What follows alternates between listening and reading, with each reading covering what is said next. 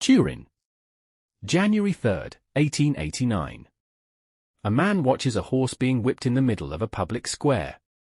He rushes forward, wraps his arms around the animal's neck, and collapses weeping onto the cobblestones. He never fully recovers.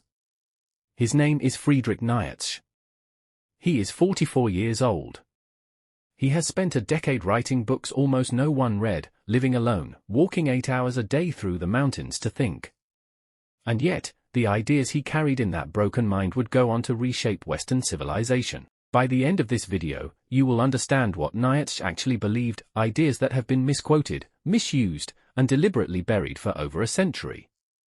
And trust me, when you see them clearly for the first time, they will hit you in a way you are not expecting.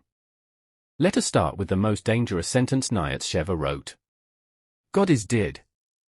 Most people hear those 3 words and think atheism. A philosopher rejecting religion.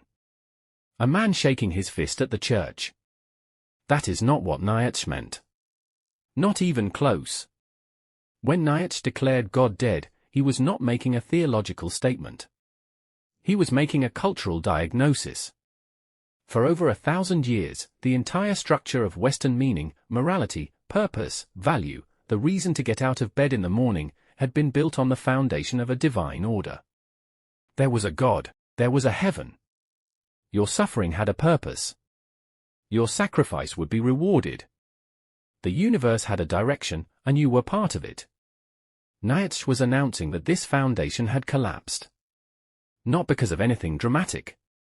Not because of a war or a plague. But because of reason itself. Science. Enlightenment. The slow, grinding process of modernity had eaten away at the roots of religious belief until the entire structure could no longer stand.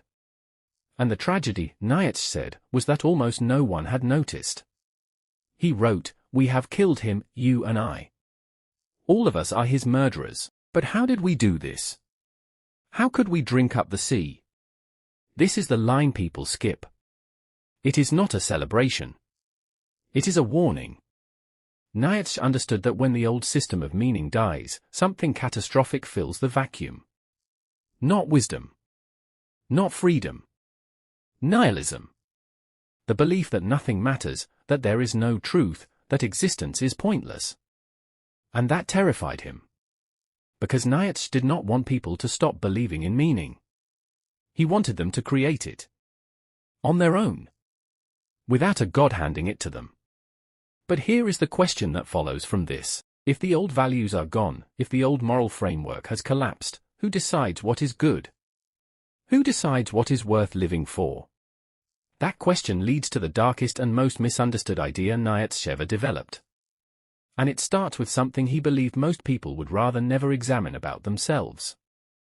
Nietzsche believed that all moral systems in human history could be traced back to one of 2 sources. The first he called master morality. This is the morality of the strong.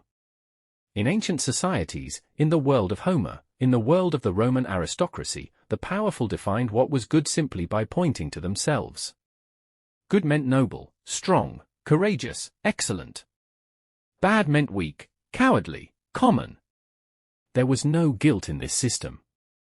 No original sin. No resentment. The powerful simply acted, created, dominated, and called it virtue because they were the ones doing it. The second Nietzsche called slave morality. And this, he argued, is the moral system that eventually won. Not through strength, but through a profound psychological revolution he called the slave revolt in morality. Here is how it happened. When the weak cannot overpower the strong, they do something far more effective.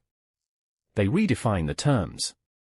They take the qualities they lack, power, pride, ambition, dominance, and they call those qualities evil. And they take the qualities they happen to possess, humility, meekness, suffering, submission, and they call those qualities virtuous. Good, holy. Nietzsche called this ressentiment. A French word he used deliberately because no German or English word captured its precise meaning. It is not simple anger or envy. It is a slow, festering resentment that cannot express itself directly, and so it transforms itself into a moral system that punishes the strong for being strong. He was not arguing that the weak deserve to suffer. He was pointing at something far more uncomfortable. He was arguing that much of what we call morality, much of what we have been taught to feel guilty about, to suppress, to call sin, is not a revelation of divine truth. It is the psychological strategy of those who could not compete, dressed up as righteousness. This is where Nietzsche becomes dangerous. Not because he was wrong, but because he was pointing at something most people spend their entire lives refusing to look at. And when you understand what he built on top of this observation, when you understand the concept he placed at the center of his entire philosophy, everything changes. Nietzsche asked one question that sits beneath everything he ever wrote. What does a human being look like when they are fully realized? Not comfortable. Not happy in the shallow sense. Not approved of, not celebrated, not safe. But fully, completely themselves. A person who has created their own values, carried their own meaning, and refused to live by anyone else's measure of what a life should be. He called this figure the Übermensch. Often translated as Superman, better translated as the Overman, the one who has moved beyond the herd, beyond inherited values, beyond the need for external validation. The Übermensch does not follow the old moral code. He creates a new one, his own, forged through suffering, through honest self-examination, through the courage to look at the world without comforting illusions and still choose to live fully within it. Nietzsche was not describing a race. He was not describing a political category. He was describing a psychological and spiritual achievement available, in principle, to any single human being willing to do the work. He contrasted this figure with what he called the last man, his true target, his true fear. The last man is the human being at the end of history who has abolished all risk, all challenge, all greatness, in pursuit of comfort and equality. Who blinks? Who asks what is love? What is a star, and blinks again? Who has invented happiness and given up everything that made happiness worth having? Nietzsche saw the last man as the real threat of modernity, not tyranny. Comfort. The quiet, willing surrender of human greatness in exchange for safety. But the most demanding idea he ever proposed, the one that separates the philosophy from mere inspiration, was still to come. Near the end of his productive life, Nietzsche arrived at what he called his heaviest thought. Imagine that this life, this exact life, with all of its suffering, its failures, its humiliations, its losses, will repeat itself an infinite number of times. Not a version with the mistakes corrected. Not a better draft. This one. Exactly. Every moment of pain, every regret, every hour of loneliness, every defeat, recurring forever, in identical sequence, without end. He called this the eternal recurrence. And he was not proposing it as a cosmological fact. He was proposing it as a test. If you heard this right now, if you learned that this life, as it is, would repeat forever, what would that knowledge do to you? If it destroyed you, if it filled you with despair and horror, that tells you something about how you are living. It means you are in conflict with your own existence. It means you are still waiting for life to become acceptable before you fully embrace it. But if you could hear it and say, yes. Again. I would live it again, then you have achieved something Nietzsche considered the highest possible human affirmation.